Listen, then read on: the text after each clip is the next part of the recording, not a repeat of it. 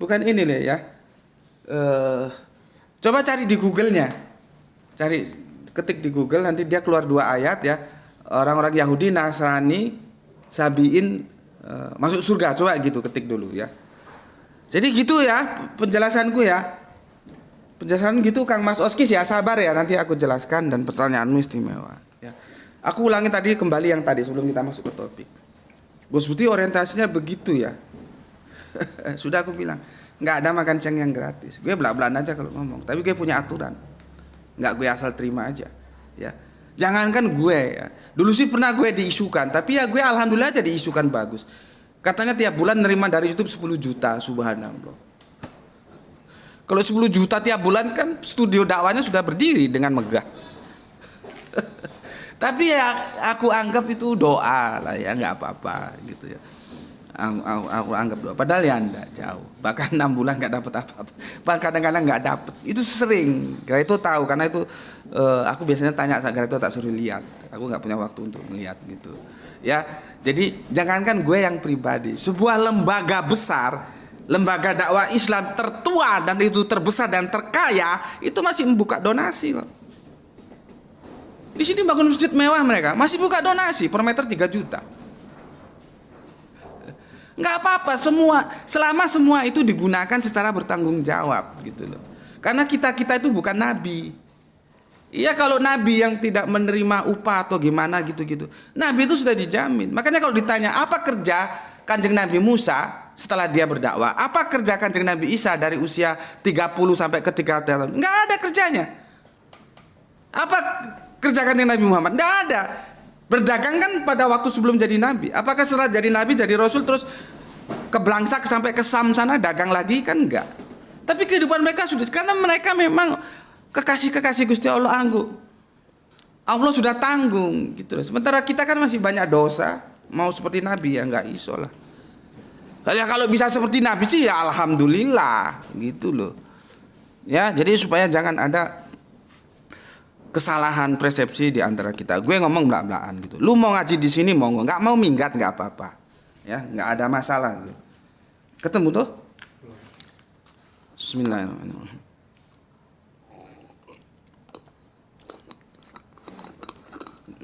Gimana ya tuh ya?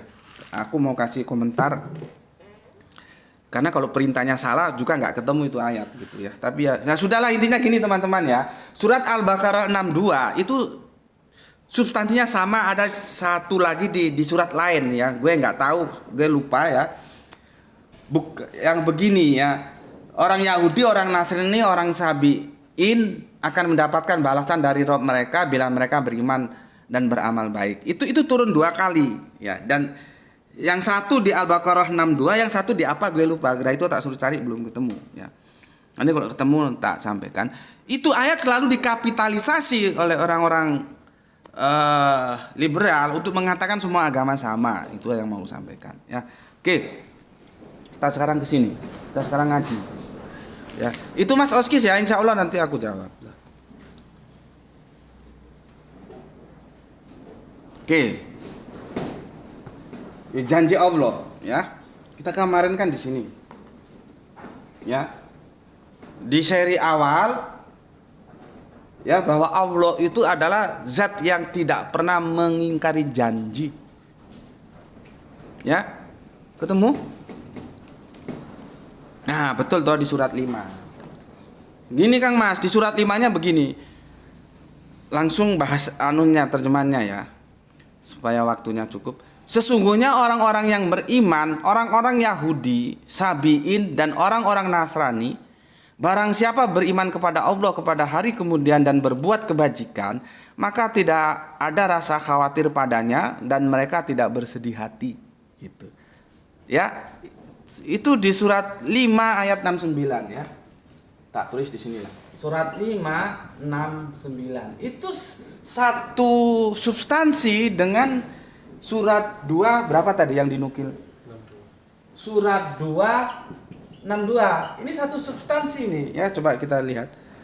Surat 2 62 ya. Bismillahirrahmanirrahim. Sesungguhnya orang-orang yang beriman, orang-orang Yahudi, orang-orang Nasrani, dan orang-orang Syabi'in, siapa saja di antara mereka yang beriman kepada Allah dan hari akhir dan melakukan kebajikan, mereka mendapat pahala dari Tuhannya, tidak ada rasa takut pada mereka dan mereka tidak bersedih hati. Itu 2 kali dinukil. Ya. Dan inilah yang dikapitalisasi oleh kaum-kaum liberal untuk mengatakan semua agama sama, masuk surga semua, gitu loh ya. Ya itu bisa benar bisa salah tergantung bagaimana cara pandangnya. Dilihat dia bisa menjadi salah bisa menjadi benar gitu ya. Insya Allah nanti akan aku jelaskan. Ini 2 ayat ini. Dulu di kampus kita berjuang untuk menghadapi liberal-liberal itu. Makanya kan terus ada jargon Indonesia tanpa jil gitu kan ada dulu. Ya. Oke. Tolong yang dianu tap-tapnya berapa tuh? Tap-tapnya terus ya. Supaya alhamdulillah supaya nggak dirungkat. Ini kasih air dikit ya. Jadi gitu Kang Mas ya. Kalau santri Isra sudah tahu lah ya. Untuk yang masih newcomer, gue style gue begitu, gue bla-blaan aja ngomong ya, nggak perlu baca basi, ngomong apa adanya. Jadi jangan kaget ya. Oke, kita sudah bahas dulu ya bahwa Allah itu adalah zat yang tidak pernah mengingkari janji.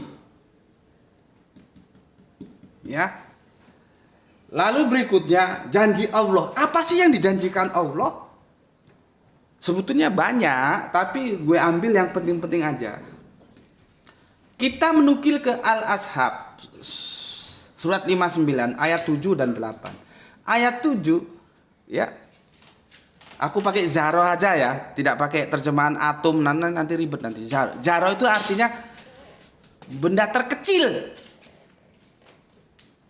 Gitulah ya. Nanti terkecil, kalau dulu kan paling kecil atom, maka disebut atom. Nanti atom bisa dibagi lagi nuklir ya. Bisa dibagi lagi nanti sak, ya terserah lah kamu. Tapi intinya zaro itu maknanya benda terkecil ya. Jadi sekecil apapun kebaikanmu, kamu akan menemukan kebaikan itu sebagai apresiasi dari Gusti Allah Agung. Jadi Gusti Allah Agung itu mengapresiasi. Gitu loh. Kalau kamu menanam, kalau orang Jawa bilang sopo nandur mesti tukul. Itu orang Jawa itu kan paling jago filosofinya. Tandur tukul, siapa yang menanam mesti dia menuai. Ya tinggal yang ditanam apa terserah. Kalau yang ditanam kebaikan dia akan menuai kebaikan. Menanam keburukan dia akan menaik. Nggak ada ceritanya orang nanam padi tumbuh kelapa, itu nggak ada ceritanya. Makanya orang-orang Jawa itu dalam segi filosofi mereka cukup matang ya. Meskipun gue ini Jawa, Puja Kesuma, putra Jawa kelahiran Sumatera, tapi gue kan belajar budaya Jawa. Jadi kalau yang mau coba-coba gue, meskipun dia hidup lahir besar di Jawa ya, mau coba-coba silakan aja gitu ya. Gue belajar kejawen juga kan, sudah pernah gue bikin fikanya itu ya. Jadi meskipun gue Puja Kesuma, putra Jawa kelahiran Sumatera, gue tetap belajar budaya. Jadi gue ngerti bahwa mereka itu memang jago dalam hal-hal filosofis, sampai mengatakan sopo tandur mesti tukul, siapa yang menanam mesti tumbuh. Lu tanam kebaikan, you akan menuai kebaikan. You tanam keburukan, you akan menuai keburukan. Itu sudah kodrat, sudah takdir, sudah ketetapan yang ditetapkan secara permanen, nggak akan berubah. Nggak mungkin kamu menanam padi tumbuh pepaya itu buat sampai modar, nggak ya. Dan itu kita dapatkan di surat Al-Zalzalah surat 59 ayat 7 sampai 8. Kalau kamu menanam baik sebesar zarah sekalipun, kamu akan menemui kebaikan itu. Karena Allah mau apresiasi. Tapi jangan lupa, lu kira cuman kebaikan juga yang diapresiasi. Allah itu terserah lu mau apa, tetap gue apresiasi. Kalau lu berbuat keburukan, apa kata ayat 8? Maka kamu pun akan menemui keburukan itu, walaupun keburukan itu sebesar zarah. Jangan lagi yang 3 triliun, 15 triliun. Ya, aku saja ini ya. Kalau misalkan susuk itu kembalian, ada kurang, misalkan nggak ada uang pecahan 500 sekarang kan sudah nggak ternilai lah ya, nggak berharga ya. 500 gitu, sedangkan uangku 1.000 gitu. Aku mending yang lebih 500 nggak apa-apa, nggak dikembaliin, daripada uang orang ke aku 500. Itu hak orang itu. Jadi kita hidup, bagaimana 1 sen pun itu halal haramnya kita pertimbangkan. Ketika rezeki itu kita bawa pulang dimakan anak istri kita, itu halal gitu loh. Makanya bajingan koruptor itu otaknya nggak dipakai. Dia punya agama nggak? Terlepas apapun agamanya, yang namanya nyolong maling itu nggak bener. Itu bukan 500 perak, bukan triliunan. Di dunia kamu mungkin aman, di akhirat nanti mampus kau. Karena itu uang rakyat, gitu loh. Kita orang Islam nggak boleh begitu. 1 rupiah pun kita perhitungkan halal haram. Maka gue bilang tadi, kalau dalam transaksi jual beli ya, kalau misalkan nggak ada uang 500, mending gue yang ngalah, gue bayar 1.000, meskipun harganya 500 karena dia nggak punya kembalian 500. Sebaliknya, kalau ada uang orang ke gue minta diikhlaskan. Makanya pembulatan, ini yang punya pengusaha pom bensin ya, karyawannya dikasih tahu. Pembulatan itu harus diomong, no, Pak, ini gimana Pak? Ikhlas ya? Ikhlas. Kalau yang nggak ikhlas itu tetap nyolong itu. Taruhlah pembulatannya 500 atau 1.000, kali berapa kali yang isi minyak dalam 1 hari di pom bensin itu gede duitnya. Terus lu mau telan itu harta orang, maling gue, asu gue. Ya, ngaji sini jadi manusia, jangan maybe human but animal. Itu lagunya Stevie Vai. Ya, kamu manusia jadi manusia, jangan jadi binatang. Bismillahirrahmanirrahim.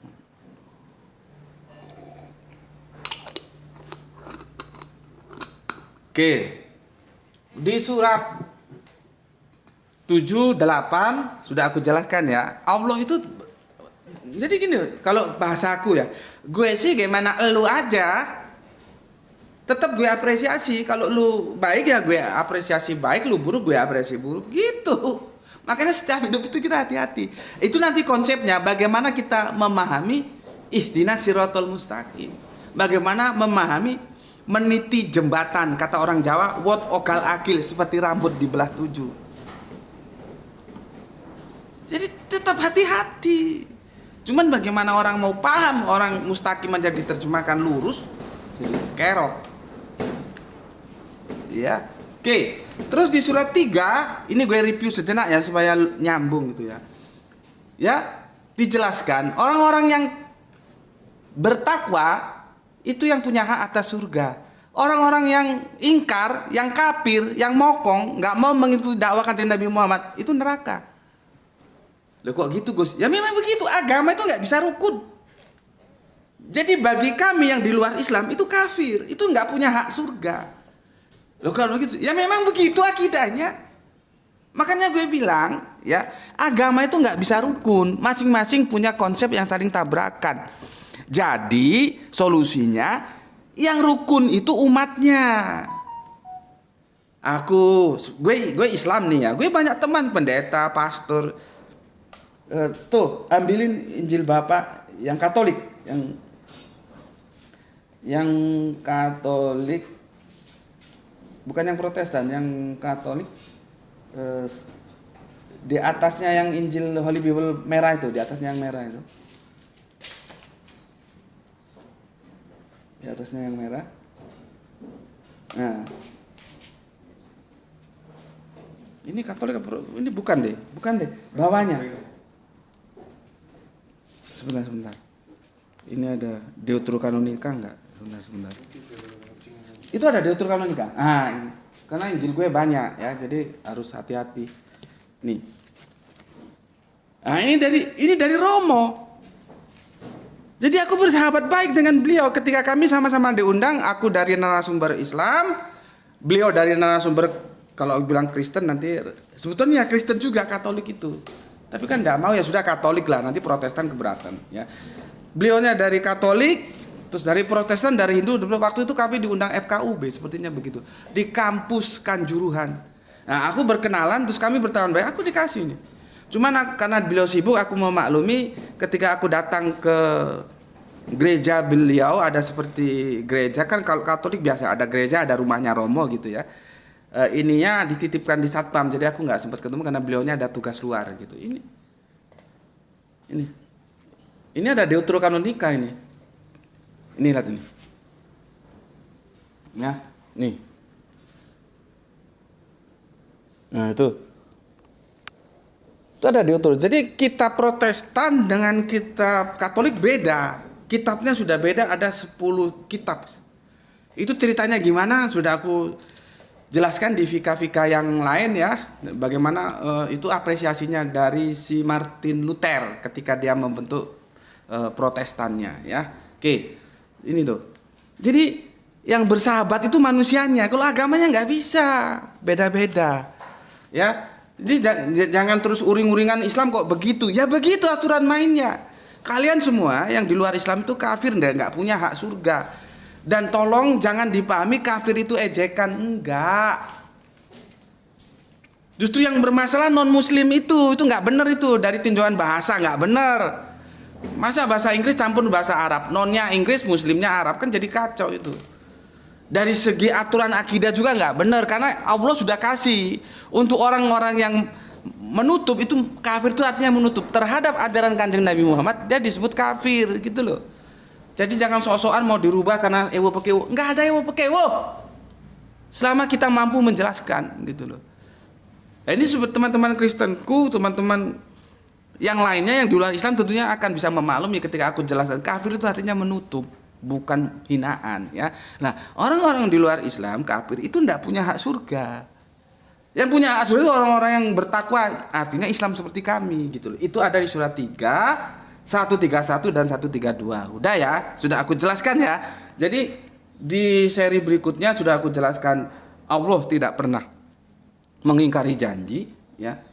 Dan janji Allah apa? Ya seperti ini sebuah takdir itu ketetapan yang nggak bisa dirubah. Ya, nggak mungkin nanti orang kafir terus masuk surga itu nggak mungkin gitu. Orang Islam juga masuk neraka nggak mungkin gitu ya, nggak mungkin karena itu jatahnya sendiri-sendiri gitu ya. Oke, paham ya. Kemarin Allah tidak mengingkari apa? Allah zat yang tidak pernah mengingkari janji, terus ini janji Allah, terus sekarang kita kunci surga itu apa? Gitu ya. Oke.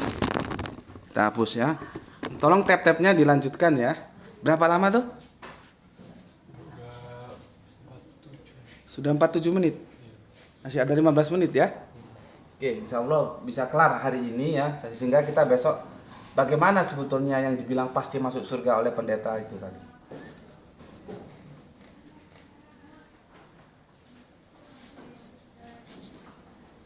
Oke.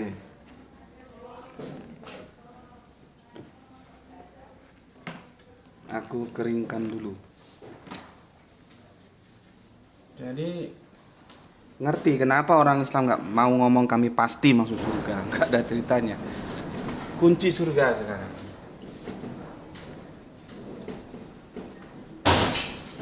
Tutup le pintunya. Artinya siapa yang punya kunci dia bisa membuka pintunya. Kalau nggak punya kuncinya nggak bisa. Gitu loh. Ya, makanya supaya gampang kunci surganya apa?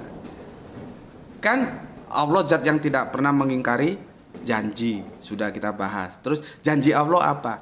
Janji Allah itu adalah yang bertakwa itu surga, yang kafir mokong-mokong itu neraka gitu ya. Nah, terus ngerucut supaya kita yang bertakwa ini bisa masuk surga, kuncinya apa? Maka kita buka di Quran surat, tentunya banyak ya, ayat-ayat lain banyak. Aku ambil yang menurutku itu lebih simpel untuk kalian pahami. Nanti cari lain di explore nggak apa-apa. Jadi tiap hari baca Quran ya. Quran surat An-Nisa surat keempat ayat ke 124 ya. Oke, buka anumu, buka Al-Quranmu, boleh hardcover, boleh yang Android. Bismillah.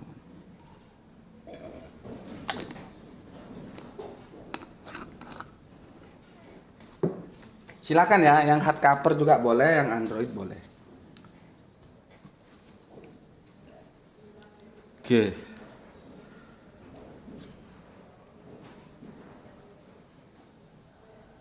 Oke. Surat 4 ayat 1-4 ya. Oke. Sudah ya? Sudah dapat semua ya? Sudah ya? Ini pendek kok ya. Pendek. Aku jelaskan dulu tentang amal ya. Banyak orang salah memahami amal. Sampai ada kotak amal. Kotak amal masih ada. Kotak perbuatan itu kalau di Indonesia kan kotak perbuatan ya. Di masjid-masjid itu kan ada kotak amal gitu ya. Itu kotak perbuatan. Itu yang aku bilang, bahasa itu memang kadang-kadang sulit dimengerti karena dia akan melanggar aturan-aturan bahasa atau tata bahasa yang sudah kita bakukan. Seperti assalamualaikum itu salah. Seharusnya kita lihat dia orang banyak apa tunggal. Dia kalau jamak assalamualaikum benar. Tapi kalau tunggal ya assalamualaikum. Tapi itu kan bahasa. Dalam aturan-aturan grammarnya, bahasa dalam aplikasi sosial tidak begitu. Mau orang banyak kayak mau sedikit kayak semua dihantam assalamualaikum. Ya sudah kita sama-sama maklum. Sama dengan kota amal. Di masjid itu kan kota amal, ya kota amal. Ini nggak salah kalau di Facebook sudah aku jelaskan. Kalau di Vika itu video kajian ya. Vika. Ya.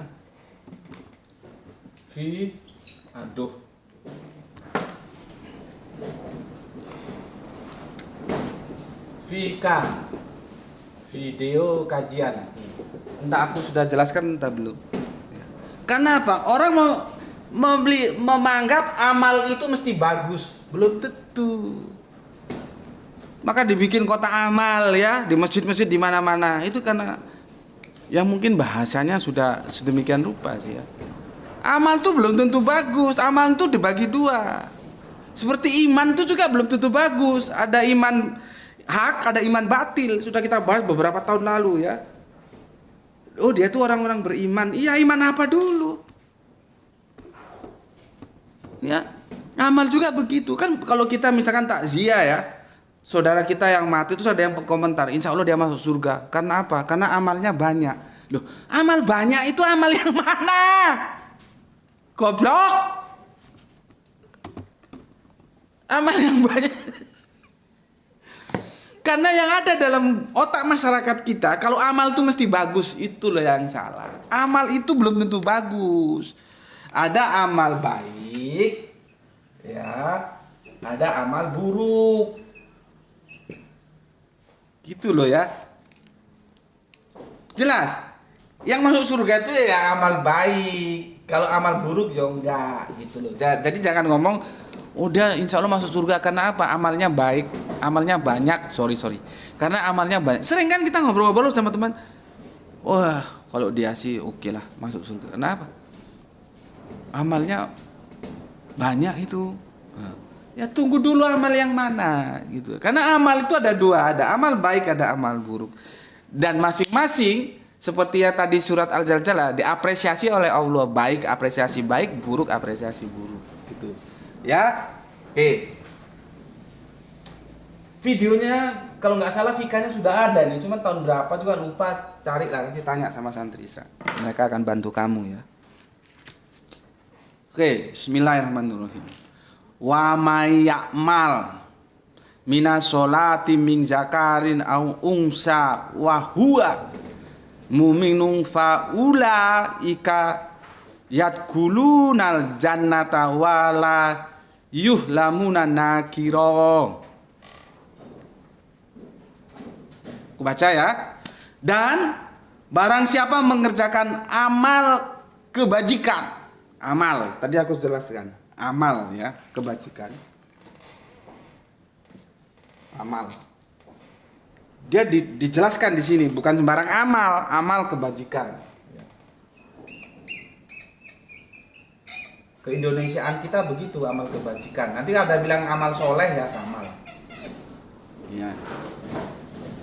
Dan barang siapa mengerjakan amal kebajikan, baik laki-laki maupun perempuan. Jadi perempuan-perempuan lu nggak usah cerewet. Kalau laki-laki dapat bidadari, meskipun lu nggak pernah disebut, lu dapat bidadara nanti ya.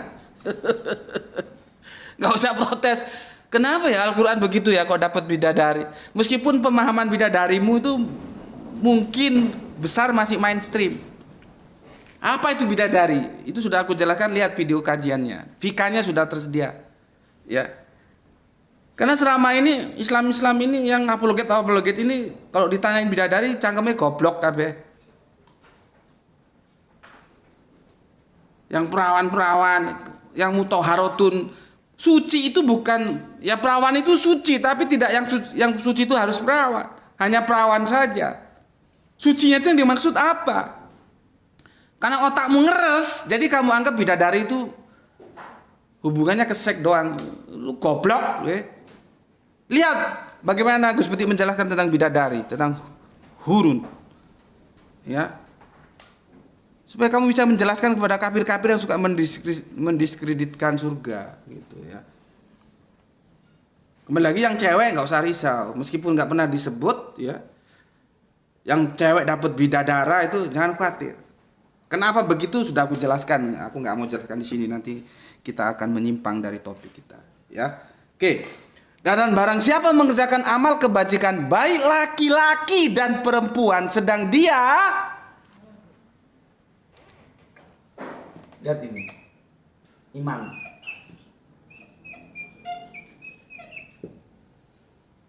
Nah.